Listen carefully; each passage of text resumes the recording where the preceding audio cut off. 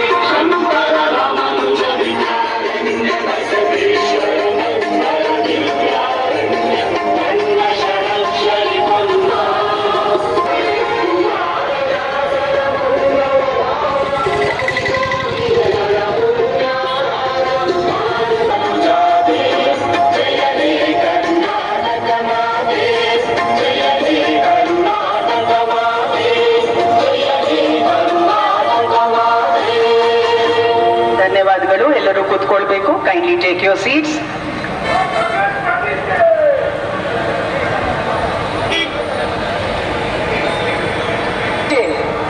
ಗಂಟೆಗೆ ಲೋಕಭವನದ ಗಾಜಿನ ಮನೆಯಲ್ಲಿ ನಡೆಯಲಿರುವ ಮಾನ್ಯ ಮುಖ್ಯಮಂತ್ರಿಗಳು, ಮಾನ್ಯ ಉಪಮುಖ್ಯಮಂತ್ರಿಗಳು ಹಾಗೂ ನೂತನ ಸಚಿವರುಗಳ ಪ್ರಮಾಣ ವಚನ ಸಮಾರಂಭಕ್ಕೆ ನಾನು ಎಲ್ಲರನ್ನ ಸ್ವಾಗತಿಸುತ್ತೇನೆ. ಮೊದಲನೇದಾಗಿ ನಮ್ಮಲ್ಲಿ ಮಾನ್ಯ ಶ್ರೀ ಸಿದ್ದರಾಮಯ್ಯ ಸಾಹೇಬರು ಆಗಮಿಸಿರುತ್ತಾರೆ. ಮಾನ್ಯ ಡಿ.ಕೆ. ಶಿವಕುಮಾರ್ ಸರ್, ತಾವು ಮಾನ್ಯ ಸಿದ್ದರಾಮಯ್ಯ ಸರ್ಗೆ ಶಾಲ್ವನ್ನ ಕೊಟ್ಟು ಸ್ವಾಗತವನ್ನ ಕೋರಬೇಕಾಗಿ ಕೋರುತ್ತೇನೆ. ಮಾನ್ಯ ಸಿದ್ದರಾಮಯ್ಯ ಸಾಹೇಬರಿಗೆ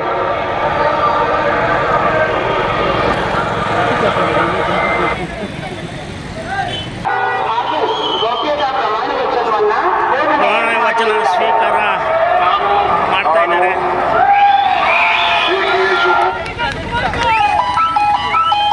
ಪಟಾಕಿ ಸಿಡಿಸಿ ಸಂಭ್ರಮಿಸುತ್ತಿರುವ ಕಾಂಗ್ರೆಸ್ ಕಾರ್ಯಕರ್ತರು.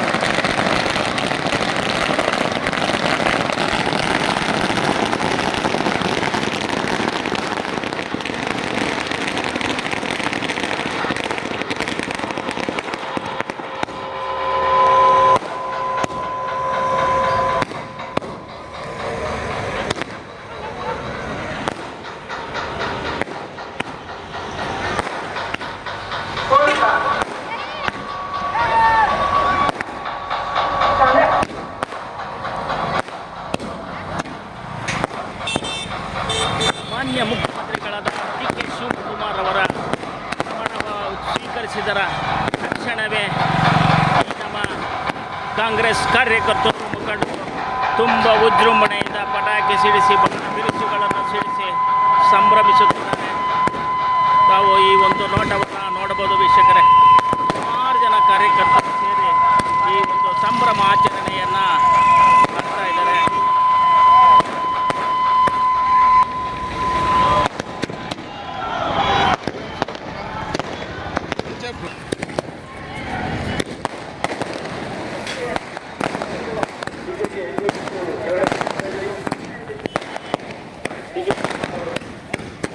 ಸಿಹಿ ವಿತರಣೆ ಮಾಡ್ತಾ ಇದ್ದಾರೆ. ಈ ಒಂದು ಲಾಡು ಎಲ್ಲ ಲಾಡು ತಿಂದು ಸಂಭ್ರಮಿಸುತ್ತಕ್ಕಂಥ ನೋಟವನ್ನು ತಾವು ನೋಡಬಹುದು.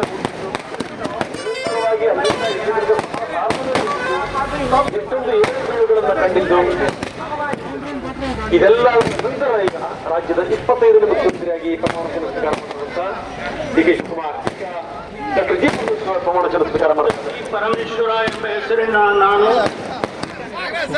ಕಾನೂನಿನ ಮೂಲಕ ಸ್ಥಾಪಿತವಾದ ಭಾರತದ ಸಂವಿಧಾನದ ವಿಷಯದಲ್ಲಿ ನಿಜವಾದ ಶ್ರದ್ಧೆ ಮತ್ತು ನಿಷ್ಠೆಯನ್ನು ಹೊಂದಿರುತ್ತೇನೆ. ಅಂತಃಕರಣಪೂರ್ವಕವಾಗಿ ನಿರ್ವಹಿಸುತ್ತೇನೆಂದು ಭಯ ಅಥವಾ ಪಕ್ಷಪಾತವಿಲ್ಲದೆ ರಾಗದ್ವೇಷವಿಲ್ಲದೆ ಎಲ್ಲ ಬಗೆಯ ಜನರಿಗೆ ಸಂವಿಧಾನಕ್ಕೆ ಮತ್ತು ಕಾನೂನಿಗೆ ಅನುಸಾರವಾಗಿ ನ್ಯಾಯವಾಗುತ್ತೇನೆ ಮಾಡುತ್ತೇನೆಂದು ದೇಶದ ಹೆಸರಿನಲ್ಲಿ ಪ್ರಮಾಣ ಮಾಡುತ್ತೇನೆ. ಶ್ರದ್ಧಾಪೂರ್ವಕವಾಗಿ ಪ್ರತಿಜ್ಞೆ ಮಾಡುತ್ತೇನೆ. ನಾನು ಕಮ್ಮನಹಳ್ಳಿ ಹನುಮಪ್ಪ ಎಂಬ ಹೆಸರಿನ ನಾನು ಕರ್ನಾಟಕ ರಾಜ್ಯದ ಮಂತ್ರಿಯಾಗಿ ನನ್ನ ಪರ್ಯಾಲೋಚನೆಗೆ ತರಲಾಗುವ ಅಥವಾ ನನಗೆ ತಿಳಿದು ಯಾವುದೇ ವಿಷಯವನ್ನು ರಾಜ್ಯದ ಮಂತ್ರಿಯಾಗಿ ನನ್ನ ಕರ್ತವ್ಯಗಳು ಅಗತ್ಯವಿರುವುದಾದ ಸಂದರ್ಭದಲ್ಲದೆ ಯಾರೇ ವ್ಯಕ್ತಿಗೆ ಅಥವಾ ವ್ಯಕ್ತಿಗಳಿಗೆ ಪ್ರತ್ಯಕ್ಷವಾಗಿ ಮತ್ತು ಪರೋಕ್ಷವಾಗಿ ತಿಳಿಸುವುದಿಲ್ಲ ಅಥವಾ ಬಹಿರಂಗಪಡಿಸುವುದಿಲ್ಲ ಎಂದು ದೇವರ ಹೆಸರನ್ನು ಮಾಡುತ್ತೇನೆ. ಸತ್ಯವಾಗಿ ಪ್ರತಿಜ್ಞೆ ಮಾಡುತ್ತೇನೆ. ಮಾನ್ಯ ಸಚಿವರು ಪ್ರಮಾಣ ಸಹಿ ಮಾಡಲಿದ್ದಾರೆ. ಮಾನ್ಯ ಕೆ.ಎಚ್. ಮುನಿಯಪ್ಪರವರು ಇದೇ ಪ್ರಾಂತ್ಯದ ಮಾಜಿ ಸಂಸದರು ಮಾಜಿ ಮಂತ್ರಿಗಳು ಈ ದಿನ ಪ್ರಮಾಣ ವಚನ ಸ್ವೀಕರಿಸಿದ್ದಾರೆ. ಈಗ ತಾನೇ ರಾಜ್ಯ ಸಚಿವರಾಗಿ ದಲಿತ ಎಡಗೈ ಸಮುದಾಯ ಕೋಲಾರದವರು ಗೆದ್ದು ಬಂದಿದ್ದಂಥ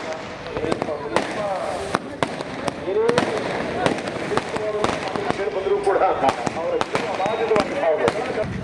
ಈಗ ಕಾಂಗ್ರೆಸ್ ಕಾರ್ಯಕರ್ತರು ಮುಖಂಡರು ಸೇರಿ ಈ ವಿಜೃಂಭಣಾ ಆಚರಣೆಯನ್ನು ತುಂಬ ವಿಜೃಂಭಣೆಯಿಂದ ಮಾಡಿದ್ದಾರೆ.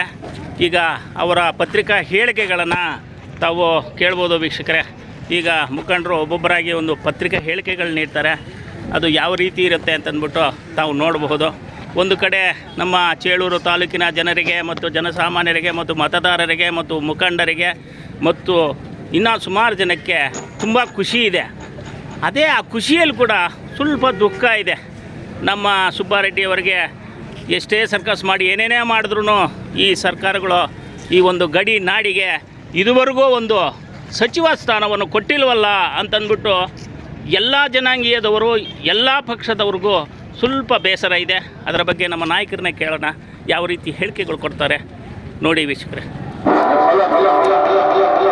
ಕರ್ನಾಟಕ ರಾಜ್ಯದ 25ನೇ ಮುಖ್ಯಮಂತ್ರಿಯಾಗಿ ಪ್ರಮಾಣ ವಚನ ಸ್ವೀಕರಿಸುತ್ತಿರುವ ಸನ್ಮಾನ್ಯ ಶ್ರೀ DK ಶಿವಕುಮಾರ್ ಅವರಿಗೆ ನಮ್ಮ ಚೇಳೂರು ತಾಲೂಕಿನ 25ನೇ ಮುಖ್ಯಮಂತ್ರಿಯಾಗಿ ಪ್ರಮಾಣ ವಚನ ಸ್ವೀಕರಿಸುತ್ತಿರುವ ಸನ್ಮಾನ್ಯ ಶ್ರೀ DK ಶಿವಕುಮಾರ್ ಅವರಿಗೆ ನಮ್ಮ ಚೇಳೂರು ತಾಲೂಕಿನ ಕಾಂಗ್ರೆಸ್ ಮುಖಂಡರು ಮತ್ತು SN ಸುಬ್ಬಾರೆಡ್ಡಿ ಅಭಿಮಾನಿ ಬಳಗದಿಂದ ಹೃತ್ಪೂರ್ವಕ ಧನ್ಯವಾದಗಳು.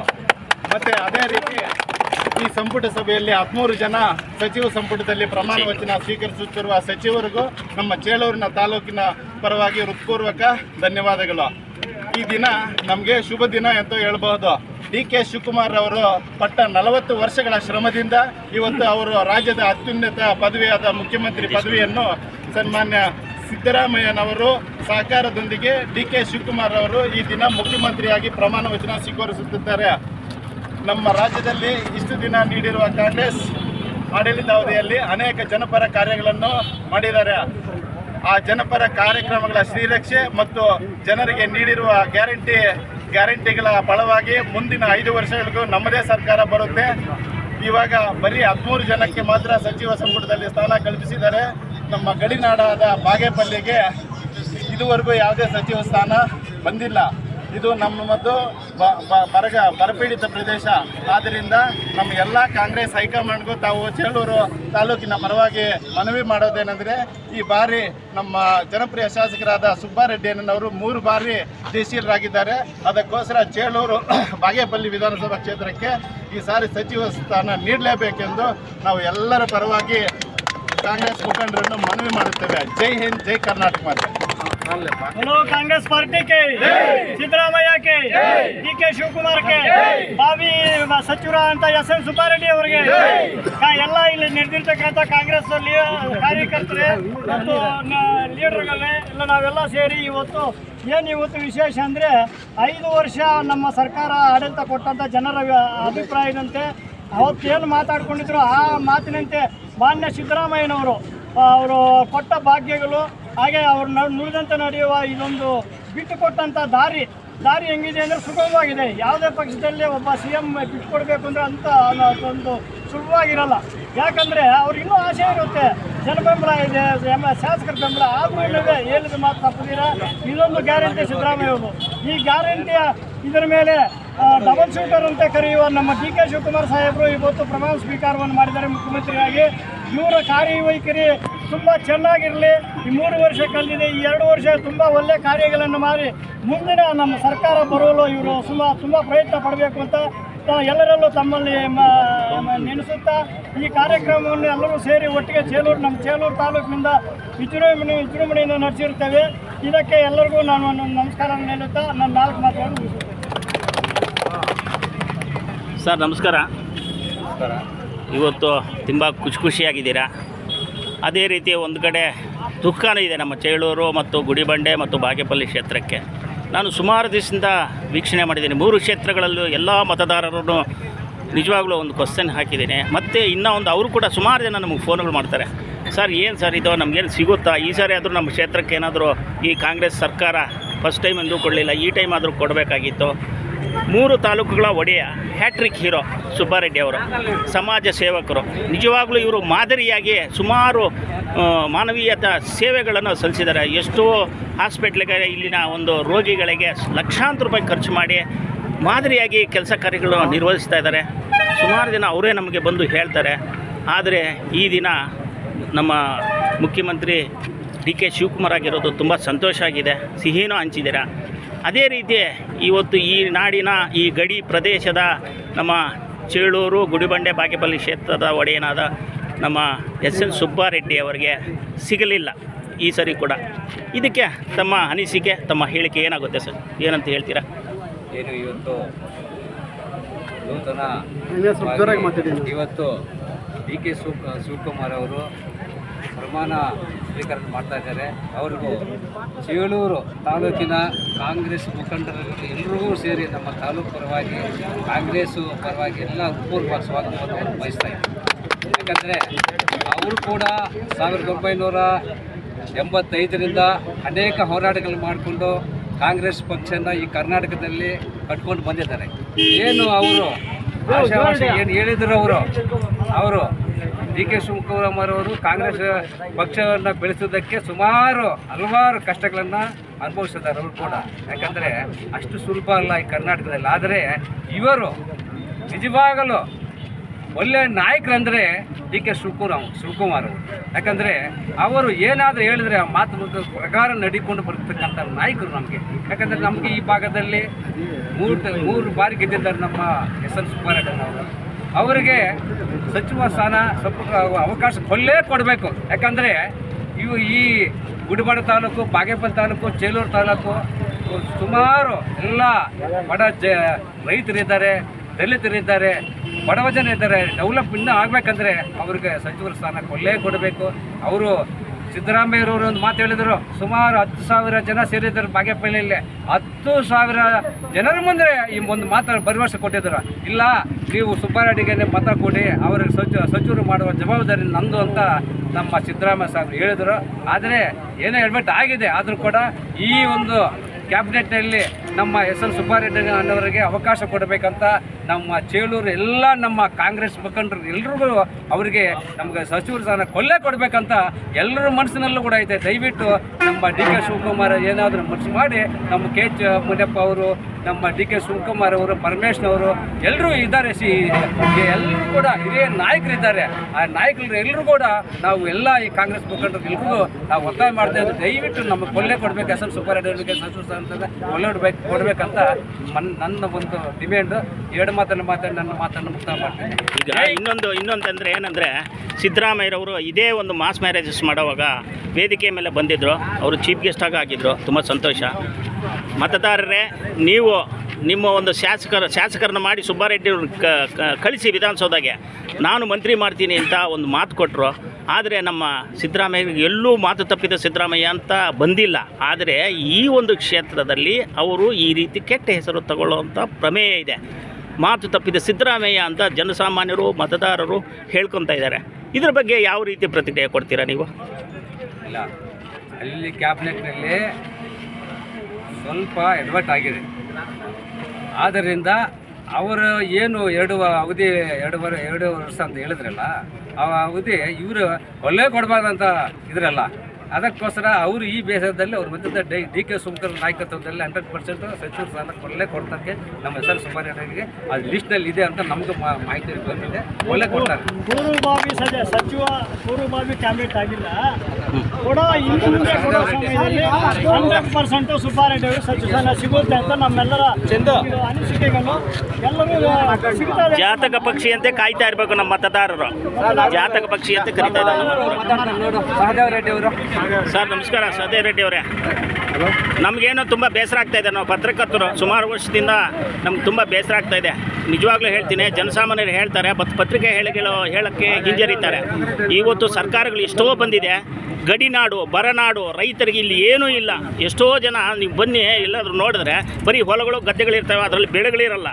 ಅಂಥದ್ದು ಯಾವುದೇ ಒಂದು ಇಂಪ್ರೂವ್ಮೆಂಟ್ ಇಲ್ಲ, ಯಾವುದೇ ಒಂದು ಕೈಗಾರಿಕೆ ಇಲ್ಲ. ಆದರೆ ಸುಬ್ಬಾರೆಡ್ಡಿ ಅವರು ಒಂದು ಡ್ಯಾಮ್ ಕಟ್ಟಕ್ಕೆ ಈಗ ಪ್ರಯತ್ನ ಮಾಡಿದರೆ ಅದು ನಿಜವಾಗ್ಲೂ ತುಂಬ ಸಂತೋಷ.